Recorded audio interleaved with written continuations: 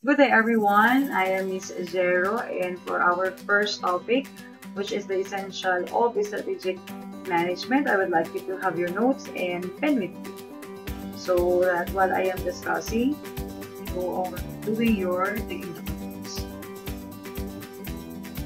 These are the objectives. Number one, I will discuss the nature and even the role of being Chief Strategy Officer, or what we call the CSO. For the second one, the process. Third, some of the key terms. Fourth, the formulation, implementation, and even the evaluation activities in the nature of strategy formulation.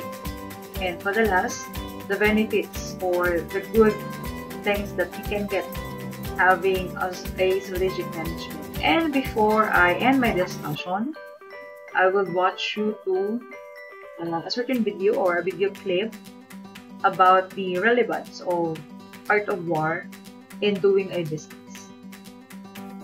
Alright, so what is strategic management? So by the definition, it says here that this can be a plan that use of a business. So ito yung mga, let's say, resources. One of the resources of a company to get or to attain whatever the goals or objective. The second one is that strategic management is ongoing evaluation of whatever the process or procedure within the organization, which is also connected with some external factor that may have an impact, or let's say that can affect the company's functions. For the fourth, this is a process of strategic management should guide by the top level programs and even in terms of decision making. And for the last, strategic management can benefit to all companies, whether it's small or palang negosyo, or yung mga business na they are called multinational companies. Ang strategic management ay nakakatulong kahit anong sizes pa ng business meron ng isang organization. Okay, so we have also a key terms. First is the strategies. So, pag we talk about strategies, sila po yung mga individuals na kung saan merong malaking responsibilidad para maging successful, or it's either sila yung may mga responsibility if ever na mag-fail ang isang business or isang organization. Yung mga barriers title na tinatawag o yung mga title nila, sila yung mga tinatawag na CEO o yung Chief Executive Officer, the President, even the owner, the Chairman of the Board or the Chair of the Board, Executive Director. Pag sa school naman, we have the so-called Chancellor, the Dean, or yung mga tinatawag natin na entrepreneur. The strategies help an organization to gather or even analyze and organize some information or data. Now, like what I've said, I'm going to discuss about the role or the nature of being a CSO o yung tinatawag natin na Chief Strategy Officer. Itong position na ito yung tinatawag na C-level executive. Ayan. So, sila yung tumutulong para mag-formulate, para mag-facilitate, even communicate sa mga organization para magkaroon ng tinatawag na strategic initiative. And obviously, para ma-attract may-ari na ito yung magiging future goal ng business. This job also reports sa mga CEO or yung mga CFO natin. They are the one also working closely with them, the senior leadership, the team, and even the board of directors to develop the organizations. It's either this long-term or short-term strategic initiative. And also to guide the organization through the planning business process. So, kasama sila siya. So, the position of the CSO is relatively new and has become far more prevalent in the C-suite within the last decade as digital business and even the growth strategy has continued to increase and complexity. So, before kasi, kapag yung having strategic analysis, having strategic planning, ginagawa ito ng management. Sila yung CEO, o kung ano mga title na meron sila. But since nagkaroon tayo ng tinatawag na competition, dumadami, mas natin competitions. So, may mga businesses na mas nag-i-invest talaga sila dito sa mga Filipino idols. Kaya natawag natin sila yung consultants, yung mga business consultants dito sa Philippines. Yun yung kadalasan ng tawag sa kanila.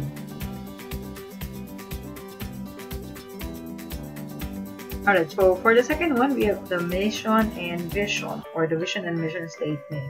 Let's talk about the vision first.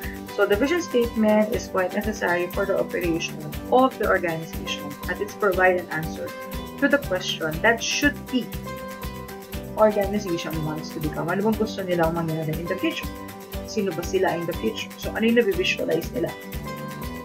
Pero you cannot create this vision statement if your mission is not yet prepared. So, ibig sabihin, kailangan mo munang malaman kung ano yung mission ni company before you go deeper on how the business vision themselves in the future.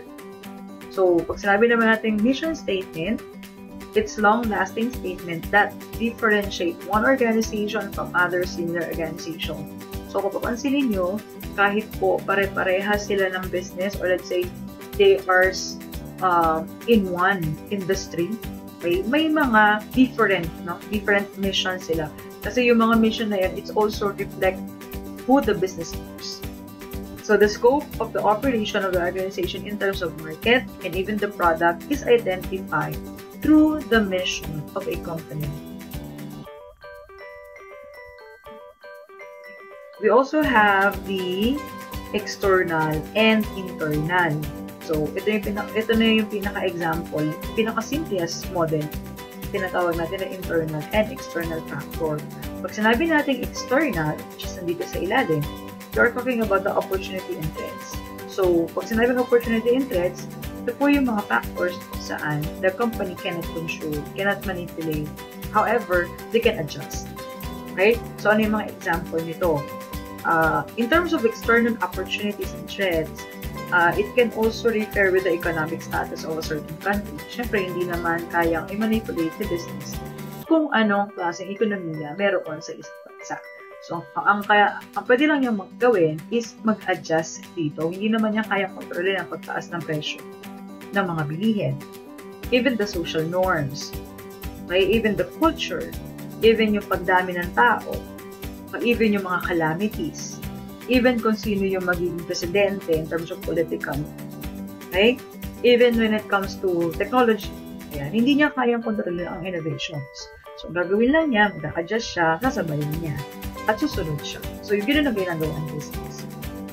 Now, in terms of opportunity, dahil nga may mga threats tayo, hindi pwedeng hihinto lang na ang business ay marami siyang threats. Okay, kailangan niyang ma-overcome ito through the using of different opportunities. Okay, so kung nagkakaroon tayo ng tinatawag na computer revolution, di ba? Why not grab? Or let's say you don't have money, so that is your, let's say, weaknesses. Ganyan. Wala ka munang, you don't have enough fund. So may mga lending company naman tayo dyan, or may mga bangko naman tayo dyan na nagpapautang, no, para doon sa mga nagkakaroon ng startup business. So, grab that opportunity. No, hindi lang pwedeng threats lang, wala akong pera. My weakness is I don't have money, I don't have much resources. You can use different agencies to help you to start up whatever the idea that you have. Okay? And so in terms of internal, we have the strength and weaknesses. So alam naman ng company kung saan siya may kulang at kung ano yung mga abilities na meron siya. So those activities of the organization that are under control of the organization, they may show good or even bad impact on the organization. So, this is known as, like what I've said kanina, the internal strength and weaknesses. Okay, so these are present in the marketing, management, operation, finance, and even accounting, and the IT itself. Okay, meron din silang tinatawag na R&D on your research development activities within the organization. So, yun yung mga part kung saan kontrolado ni business. It also provides essential strategy activity for an organization to identify and even evaluate organization strength and weaknesses. So, napaka-importante ma-assess ng business kung ano yung mga kakayahan niya at yung mga hindi niya kakaya. Para po yung mga weaknesses na yun, okay, that could be an opportunity for them to become a strength. For number 5, we have the long-term objectives. So, this is also known as the important strategic management, key terms. So, pag sinabi natin long-term objective, we are referring with a particular result. Na kung saan yung result na yun, hindi mo siya makikita agad-agad. Kasi nga, sabi dyan, long-term. So, dito, ano ba ang target? Ano ba ang target ni organization? Ano ba yung mission niya?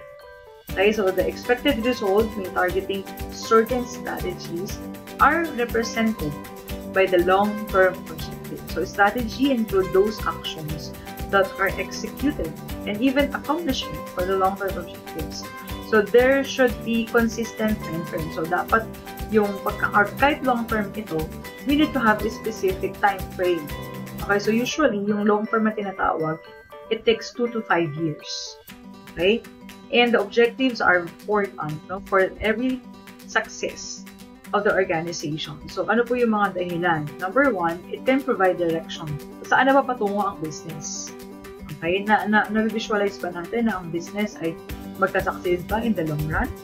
Number 2, it can also help evaluation. Time to time, no, since you have your long-term objective, like for example, 5 years from now, it must be like this. Malapit ka na mag 5 years pero hindi mo pa rin nakakaya. So in that sense, you need to evaluate sa nagkulang sa business, ano ang kailangang ilagdag, ano ang kailangang ibawas. So nagkakaroon na tayo ng evaluation. Third is to create synergy. Synergy meaning to say teamwork. Okay? Kumbaga, nagkakaisa yung bawat individual, no, inside the organization. Bakit? Kasi meron silang iisang mission. And also, reveal priorities. Sa business, maraming importante. Okay? Importante yung pagsahod, importante yung empleyado, importante yung machine, importante ang research and development, lahat yan importante. However, a company must reveal, okay, must focus first on the real priority. And also, doing long-term objectives, we need to have a focus coordination. So, time to time, nakikipag-coordinate ang empleyado sa kanilang mga, let's say, supervisor. Supervisor, nagko-communicate sa mga manager sa mga top-level manager. So, it must be coordinated. Okay? Kung ano man yung ginagawa nilang objectives. And for the last, assist in planning plans or making plans or even organizing data. Instead of organizing data, we organize information. Hindi pwedeng nakakuha tayo or nakagather tayo ng information, okay na yun. No. You need to organize if that is fact, or that is legit, or if that is not helping anymore. It can also assess motivating employees and controlling each and everything. Strategies. Ayan. So, yung strategies, it allow us to achieve long-term objectives. Ang mga nakapaloob po dito is number 1, ay yung strategy, pwedeng magkaroon ka ng tinatawag na geographic expansion. It's either you already conquered the Metro Manila, so dahil meron ka na sa Metro Manila, you want to expand, you want to excel, or you want to have a lot of, let's say, branches, or pwede ka naman mag-move into different region in the Philippines. So, pwede yun. And then once you think na okay na or enough na yung store number or number of store that you have in the Philippines, why not go abroad? So that is what we call geographic expansion. Number 2, diversification. Always see to it that you have different kind of customers. So diversify yan. Sabihin, magkakaiba. So dahil magkakaiba yan, don't just stick on one product or even one services. So dahil nga, you will not stick with one product or services, you need to develop time to time. So that is number 3, which is the product or service development. Number 4, acquisition. So pag sinabing acquisition, may mga points kung saan or may mga time na kung saan ang choice mo or yung business choice is to acquire. It's either acquire new product or acquire new services, acquire new plans, acquire new location, acquire new offices, acquire new branches. So, ganun. Hindi pwedeng yung pera mo ay paikot-ikot lang in a certain numbers of business. Kailangan nag-explore ka rin. Kaya businesses like, for example, SM, di ba si SM before, ang talagang service lang na in-offer niya is yung mga leasing. Pag sinabi leasing, yung uupahan, no? Mga upahan na pwesto hanggang sa nagkaroon na siya ng bank, which is the BDO. Yun yung sinatawag natin na acquisition. You will not just dependent on a certain product or services that you are offering in the moment or in the current situation. You need to explore, no, with different product or different services as well. And also, we have retrenchment. Pag sinabing retrenchment, nag-aalis or nagtatanggal tayo ng empleyado. Maybe because hindi na sila kailangan due to the technology, no, kaya na ng machine. Kumbaga, when it comes to maintenance, mas low cost machine kaysa sa mga empleyado. Kasi yung mga empleyado, you need to pay them every now and then. Kailangan mo silang bigyan ng benefits and so on. So, kaya po nagkakaroon ng pagbabawas ng empleyado. And then another thing, maybe the business cannot survive, okay, kapag marami siyang pinapasahod. Kasi nga po, like what I've said kanina, magastos magpasahod ng empleyado. So, that can be one strategy also na pwedeng gawin ni business. Or retrenchment is not just about people getting out of the business, but also may mga factors din yan. Maybe yung empleyado hindi na siya ganun ka-effective, no, sa trabaho niya. So, kailangan natin siyang tanggalin. Kasi nga, hindi na siya nakakatulong. May mga ganung certain points. Maybe si empleyado, nakakaranas siya ng mga dilemma niya sa personal life. So, in that sense, hindi siya nakakatulong. But it can be also affect to their performance. And also, we have the market penetration. Pag sinabing market penetration, you penetrate the market. Pag sinabing penetration the market, ito yung kina-conquer mo yung market. Sinabing conquering the market, you do a lot of effort para makuha mo.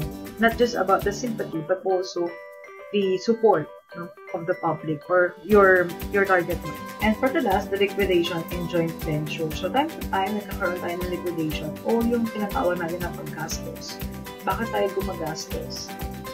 Because of different expenses. Maybe we have also liabilities. It's either short or long liabilities yan. And dahil ganun yung nangyayari, no, or dahil pababa ng pababa yung sales, dahil nasa gastos mo, pwede kang makipag-tie up sa ibang company, which is the so-called joint venture, para po ma-survive mo si business. Right? You're going to use the help of other business if you will be the part of the so-called joint ventures. For number 7, which is the annual objective. So, those short-term targets that are helpful in achieving long-term objectives of the organization. Yung tinatawag natin na annual objectives, it also represent the short-term objectives. Kasi po, ang annual objectives must be quantifiable. So, dahil siya ay quantifiable, madali nating ma-measure. Dahil madali nating ma-measure, we can see to it na yung objective natin ay realistic. At the same time, it must be challenging. And even the objective must be consistent and prioritizing or pinaprioritize na annual. This have a significant for strategy implementation, whereas the strategy formulation phase contains long-term objectives. So, ibig sabihin nito, you cannot get or you cannot go through your long-term objective without the annual objective, which is the short-term objectives. And for the last, we have the policy. So, the annual objectives are accomplished by the means of policy. So, policies contains rules, guidelines, and even procedures developed for to assist efforts to accomplish state objectives. Kapag nagkakaroon tayo ng decision making, it must be guided with the policies, and even the recurring and repetitive situations are also addressed through policies. Policies are usually mentioned in terms of marketing, finance, accounting, management, and even in production activities related to information technology and research development. Now, in terms of policy, right? In terms of policy, everyone must need to learn about whatever the policy of the company. Kailangan alam nila. At kailangan nauunawaan nila. Kasi pag hindi nila ito nauunawaan, they cannot comply well. Okay, so again, these are the key terms in strategic management. The strategies, the mission and vision, the internal and external factors, the long-term strategy, and annual objectives and the policies. Now, these are the strategic management model. We have Andrews, we have the Glucks, we have Schenkel and Hooper, Thompson and Strickland, Corey, and Semantic Model. Okay, when it comes to Andrews strategy formulation and implementation, so this is divided into two. So, bago ka mag-come up with the formulation implementation, unahin mo muna, ano ba ang purpose nito? Okay? So, the purpose of whatever the corporation strategy, it must be patterned with policies. So, now, in terms of the green part, ayan, so, number 1, identify of opportunity and risks. Lahat po ng strategy ay mayroong tinatawag na pros and cons. O let's say, may mga tinatawag tayo ng mga advantage and disadvantages. So, kailangan ma-identify natin yan before we implement everything. Okay, how can we identify? Titingnan natin or we can determine if meron ba tayong materials, meron ba tayong resources, do we have enough money to pursue the strategy. And then afterwards, ayan, ang pagkakaroon po o yung pagpaplano or pagkakatuparan ng mga strategy na meron tayo ay trabaho. So, dahil ito ay matrabaho, ito ay nakakapagod. So, ibig sabihin lang nito, we need to have an aspiration from the senior manager o yung mga tinatawag natin ng mga nasa middle management.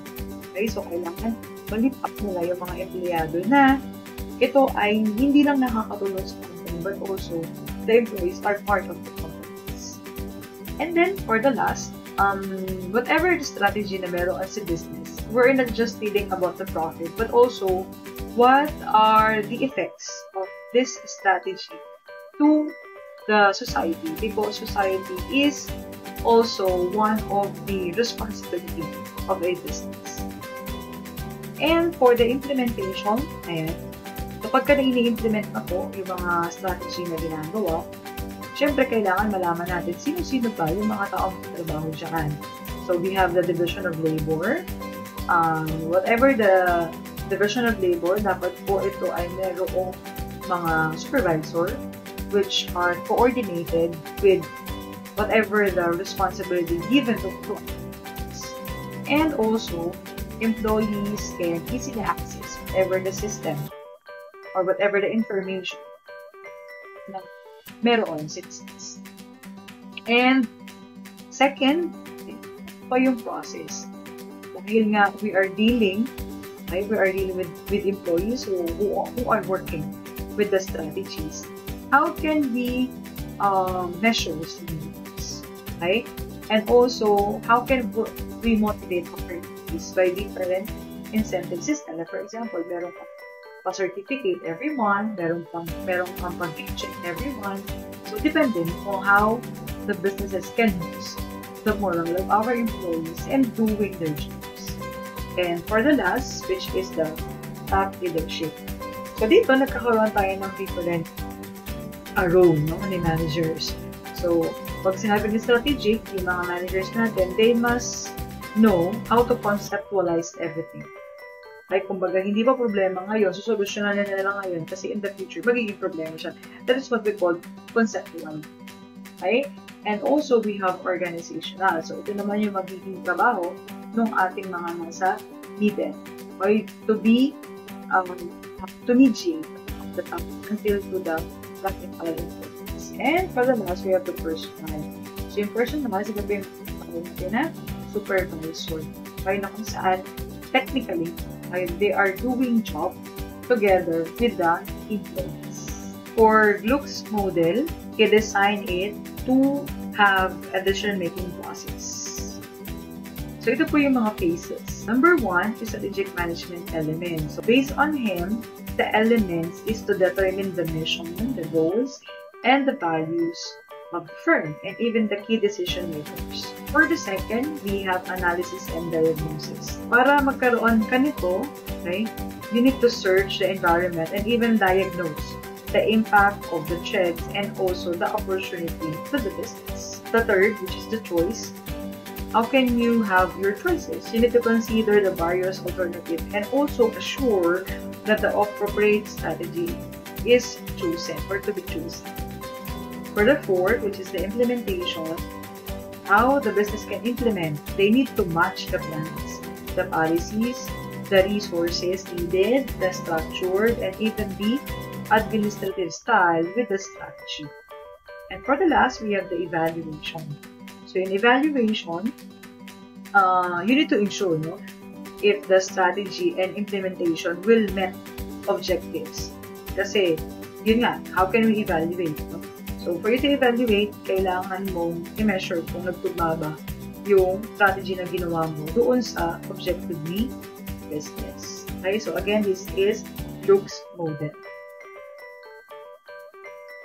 Next is we have Shendel and Hofer model. So silang dalawa, okay, they create this model to incorporate the planning and also the control functions.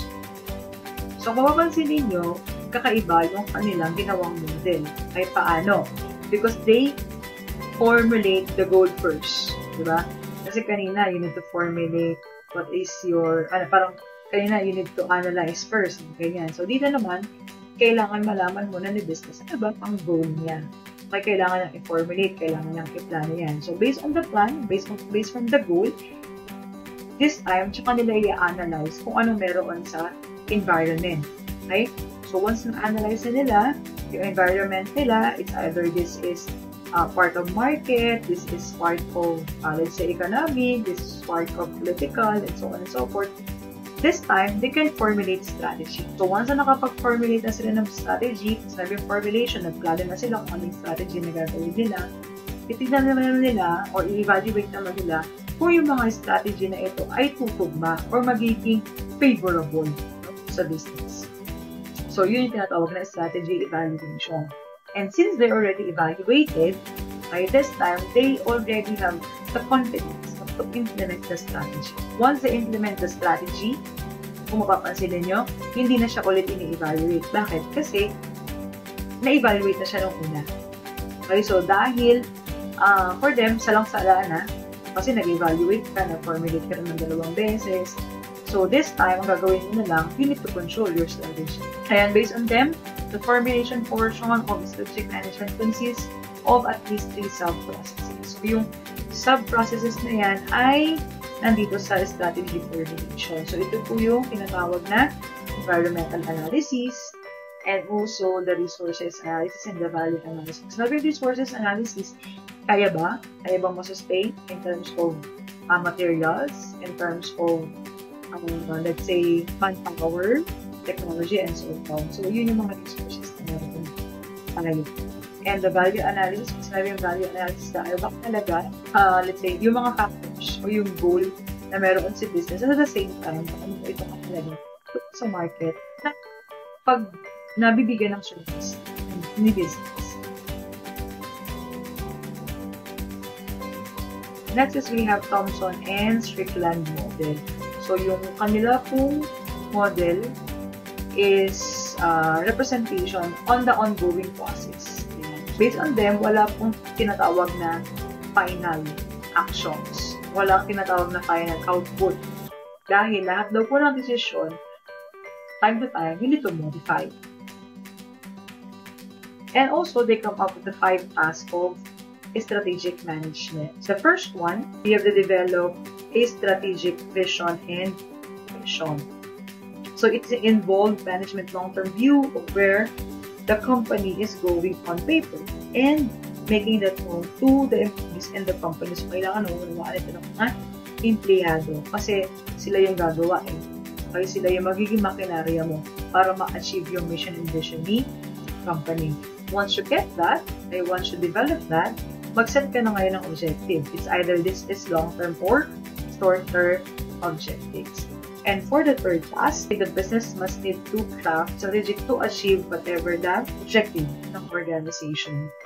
So, dito kasi naka-define, well-defined na yung tinatawag natin na objective. This step need to decide how best to respond to changes in terms of environmental factors, or how to raise above the competitions, and how to move towards the corporate vision and strategic objectives.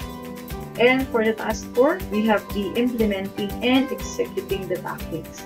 So dito nakapaloob yung resource allocation, yung mga activities, how can we establish policies, motivating our employees, syempre, providing the resources that are necessary to achieve whatever the objectives of a company, and also to encourage continuous improvement culture. In implementing also and executing, the tactics must be tailored to organizational capabilities and culture for them to work efficiently.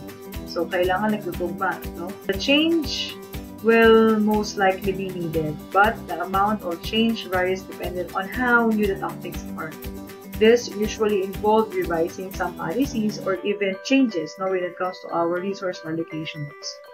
And moving people around, so retraining and retooling, or making changes to reward system. So each manager must look at the tactics in their department to determine how best to implement each tactics correctly. And for the last, which is the monitor, evaluate, and take corrective action. So dito naman, the management dito determines whether or not the tactic implemented effectively to achieve organizational objectives and even to comply with the strategic vision. So if the performance is not to expectation, kailangan makorek ito immediately. Okay, so the performance can be measured by various methods. Ano yung mga methods na yun? It can be part of our financial data. Kung nag-rate si customer for, so anong gagawin? Kailangan natin evaluate yung measurement na yun. The quality reports, what's na yung quality reports? Lahat po ba lang nilabas na product? Dumaan po ba sa quality assurance, quality control, and even yan tinatawag natin na capital utilization. Na-utilize po ba capital na binuhos ni entrepreneur or ni business? So each of these types of measures should be used to analyze tactics para po makita natin yung big picture, okay, ng tactics success. Next, we have Corey Model. Corey Model is the founder and the president of Canadian School of Management. He also proposed the integrated model. So, base sa kanya, meron lang kung tatlong discrete major phase. Ito yung preliminary, planning, and how we manage the plan. So, na preliminary, ito yung mga data gathered. Based on the data that we gathered, how can we plan? And based on the planning, how can we execute? He also stated that the systematic planning consists of at least 4 continuous sub-processes. So, meron tayong planning studies, review and controls, feasibility studies, and again, you need to have feasibility studies. So, bakit po dalawa yan nandiyan? So, this model adds several phases to the planning process that the leaders has not to be seen. Kasi maybe yung first studies mo, kailangan pa siyang i-improve. That's why we need to have our feasibility studies. And for the last model, we have semantic model. So based on our semantic model, it show about the process. Okay, kung paano po nagkakaroon ng strategic analysis ang mga businesses. Usually, nakikita natin ito by steps or by having arrows down, right, left, mga ganyan. Yun, yung may mga parang steps or process siya. Ito po ay dinevelop nila Peter Wright, Charles Sprinkle, and Mark Roll on 1994. So, meron po itong 6 na stages. So, number 1, you need to analyze your opportunities and threats, and also analyze the strengths and weaknesses. For the third, ano po ba yung mission and goals of the company? For the fourth, how can we formulate or how can we plan the strategy? And for the fifth, how to implement it? And for the last, how can we control it? Ito po yung example. So, kung mapapansin niyo, process siya, di ba? So, yung process na ito, it represents, okay, the internal and external. Okay, select our example, and ito yung external natin. Ayan, ito yung mga tinatawag na opportunities and threats. These are the internal, which are the strengths and the weaknesses of organization. Right? So, lahat naman po ng company, may tinatawag na mission and vision. Based from our mission and vision, we can formulate some strategy. Let's say, ano po ba yung mga pwedeng maibigay sa community or yung tinatawag natin na corporate social responsibilities. It's either ito yung magiging mission and visions natin o yung goal ng company. Example lang naman ito. And then this time of formulate, yung mga arrow na to, it represent formulation, implementation. Okay? Kasi nga po meron tayong certain goals, which is the performance of the firm towards the community or towards to social responsibilities.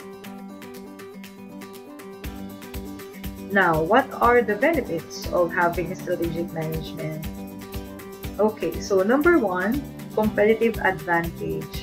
So, yung competitive advantage natin, it can give business an advantage over competitors. Bakit? It's being proactive nature means your company will always be aware of the changing, naging aware ang business kung ano man yung pagbabagong meron sa market. And for the second one, we have achieving goals. It can help to keep goals achievable by using a clear and dynamic process for formulating steps and implementation. And for the third, which is sustainable growth, so it has been shown to lead to more efficient organizational performance, which leads to manageable growth. For number 4, we have cohesive organization. So, strategic management necessitates communication and goals implementation company-wide. An organization that is working in unison towards the goal is more likely to achieve that goal. And for the last, increased managerial awareness. It means that looking forward the company's future. So, yung mga managers natin, they need to be consistent. They will be more aware of the industry trends and even the challenges. So by implementing strategy planning and thinking, they will be better prepared to face future challenges. Now, bakit po may mga firms na kung saan hindi sila gumagawa or let's say wala silang strategic planning?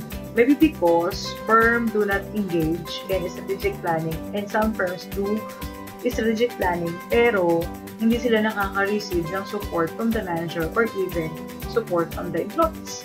Some reason of poor or no strategic planning are follows. Ayan, number 1, lack of knowledge or experience in strategic planning. Maybe walang training on conducting strategical planning. Mahirap kasi kapag hindi na-train or walang knowledge or let's say hindi na expedite or hindi na exercise. And then, for reward structure. So, yung mga organization, they always assume na mayroong success. If often fail toward success, when failure occur, then the firm may vanish. When it comes to rewards, no, hindi ito masyadong nabibigang pansin, no, ng mga organization or yung ibang organization. The third is firefighting. So, an organization can be so deeply embroiled in resolving crisis and even firefighting that it deserve no time for planning because they are just always resolving a certain issue or a certain dilemmas inside the organization without planning. Kung parang wala silang enough time, no, na gumawa pa ng planning. Kasi nga po, they are always focused on the current problem na kinakaharap ng kanilang business. And waste of time. For them, that is waste of time. Yung ibang firm, tinitignan nila ito na parang kasayangan ng oras dahil walang tinatawag na marketable product. Walang napoproduce na marketable product. So, para sa kanila, yung time na ina-spend nila sa planning is just an investment. Parang another investment. Baga, kasi magplano ako, why not? I can produce na lang my product para makabenta. So, they think na ito ay kasayangan ng oras nila. And next to expenses. So, some organization, kapag ka daw nagpaplano, mataas yung expenses. Kasi nga, you need to invest in time, you need to invest in money, you need to invest a lot of brains, and so on and so forth. So they think na ang pagpaplano ay mahal. And next is laziness. Ayan, katamaran. So people may not want to put forth the effort needed to formulate a plan. So they think na okay na yun, they think na masasayang yung effort nila. So it intend also for them for being lazy. And for next naman is content with success. Okay na sila dito. Particularly if a firm is successful. So individual may feel there is no need to plan because things are fine as they stand. But success today does not guarantee success tomorrow. So that's why we need to, time to time, dapat meron lagi tayo strategic plan. Next po, fear of failure. So by not taking action, there is a little risk of failure. Feeling nila the more na sila ay gumagawa, the more na sila ay uma-action, the more nagkakaroon ng failure. Whenever something worthwhile is attempted, there is some risk of failure. Kaya nga, yun, ayaw nilang magplano kasi they think parang hindi naman ito magiging successful. And next is overconfident. So, nagkakaroon ng overconfident maybe because you already have an experience before. Alam ko na yan, kaya ko na yan. Ganyan. Rarely, being overconfident or overestimating experience can bring limits. Ibig sabihin lang nito, dahil nga, iba kasi yung pinagdaanan mo dati sa pwede mo pa pagdaanan ngayon. Kumbaga, may mga pagbabago. Hindi pwedeng super confident ang isang manager na kaya niya lahat. Kailangan, kaya mo nga lahat, or let's say, nakaya mo siya dati. Okay? However, always see to it na may mga pagbabago sa market, may pagbabago sa needs and wants of the customer. Okay, may pagbabago on how you address those things. So, everything has changes. And the prior bad experience. So, people may have had a previous bad experience with planning. In that case, ang nangyayari for them, nagiging impractical or nagiging inflexible. So, planning, like anything else, can be done badly. Nawawalan na sila ng confidence. Yan. Kanina, super or overconfident. So, this time, dahil nangyari na ito before, meron na silang tropa. And next is self-interest. When someone has achieved status or even privilege or self-esteem through effectively using an old system, they often sees a new plan as a trend. Ayaw nila ng changes. Kumbaga, they think na parang kapag nagkaroon ng changes, mawawala na sila sa picture. May hindi na sila part ng success. Kaya yun, nagkakaroon ng self-interest. And then, fear of unknown. So, people may be certain of their abilities to learn new things or to learn new things or even to learn new skills. Diba, minsan ganun din naman talaga tayo. We think na parang hindi natin kaya. We think that we cannot do a certain thing. So, pero yun napipil ng mga may-ari, ganyan, na kung saan natakot sila. Kasi, maybe hindi ito magiging suitable doon sa sistema na meron sila, or it's either hindi ito magiging suitable doon sa ability na meron sila. And also, we have the honest difference of opinion. So, people may sincerely believe the plan is wrong. They may view the situation from different viewpoints, or they may have aspiration for themselves or organization that are different. Always think that plan can vary, depends the situation of different organizations. And for the last situation, so employee may not trust management. Mahirap yun. Okay, parang lahat kinokontra. So, dahil lahat kinokontra, ang nangyayari, nabablock tuloy yung mga pwede nating ma-formulate na strategies. And then, we also have the guidelines to strategic planning. Ano ba yung mga do's and don'ts natin? So, number 1, understand the stakeholders and involve them from the beginning. Pag sabing stakeholders, we're not just referring about the investors. We're also referring from the top until to the downside, or let's say from the top to the bottom of the organization. Hanggang sa pinakamaliit na empleyado, they need to understand kung ano ba yung gustong mangyari ni business, or kung ano ba yung strategy na meron sa business. Agree on vision. Lahat po dapat mag-agree no? Let's say, meron na, established na ang vision, may bagong pasok na empleyado. So dahil bagong pasok siya time to time, no, ipaintindi or ipaparemind sa bagong empleyado na siya ay part ng organization. At kailangan niyang isa puso at isa buhay ang vision ng company. And next, time to time, dahil nga tayo ay mayroong strategy or let's say tactics plan, okay, kailangan meron tayong meeting or sessions. Nasaan na ba tayo? Saan na ba tayo papunta? Ano ng status natin? And so on and so forth. It must always have an update. And then, based on the meetings and sessions na pag-uusapan, we're going to summarize and present those plans to our stakeholders. And identify and check metrics. So dito, like I said kanina, we need to have evaluation. We need to have a certain measurement. Okay? Kung nasaan na ba patungo yung plano natin. And for the last, make periodic adjustment. So bakit tayo nag-a-adjust? Maybe because this plan is not suited for this coming year, or let's say this plan cannot be suited in a current situation, and so on and so forth. So every plan can be adjusted by the way the stakeholder see the changes in our markets. Now, I want you to watch this video, which is the comparative between the business and also the strategy in military. It is kind of crazy that the book written over 2,000 years ago can be applied to business today. So, the first big concept is, the art of war teaches us to rely not on the likelihood of the enemy's not coming, but on our own readiness to receive him. Now, let's face it, business is the modern war. Let's say that you own a small restaurant. A guy comes to you at 8 o'clock in the morning and asks for something to eat.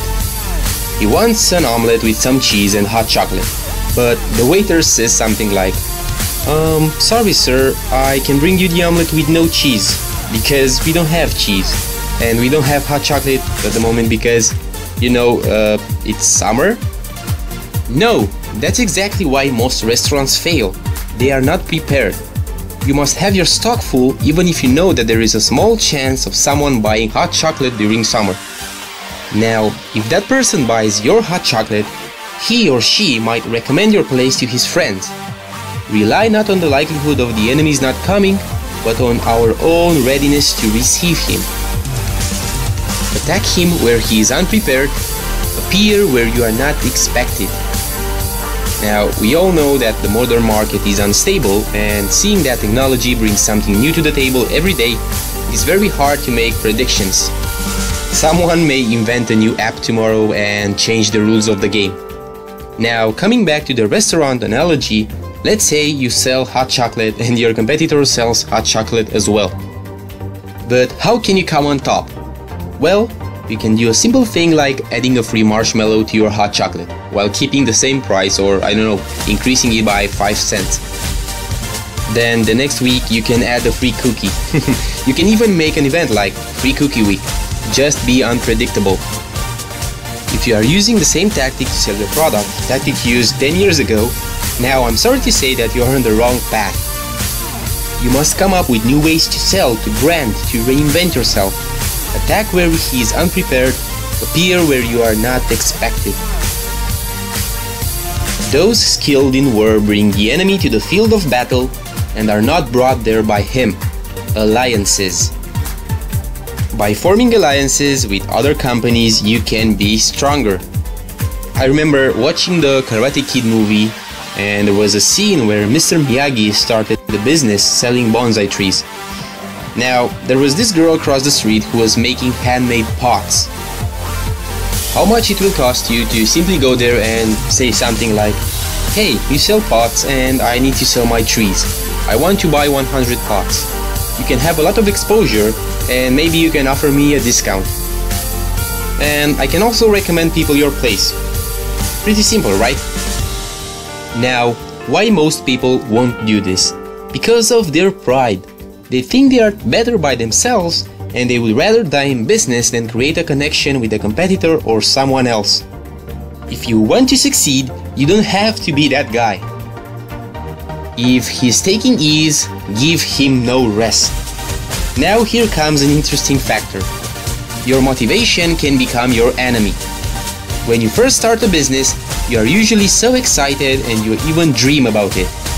If your business succeeds, it is very likely that it will go soft and you will not care that much anymore. You will stop promoting and coming up with new ideas to help you expand. Now, that's why your business must be like a crazy park. Keep the park open 24/7, 365, and miss no opportunity. Thank you so much for listening. So if you have any questions and clarification about our topic, this is very much highly appreciated. Have a nice day, everyone. Goodbye.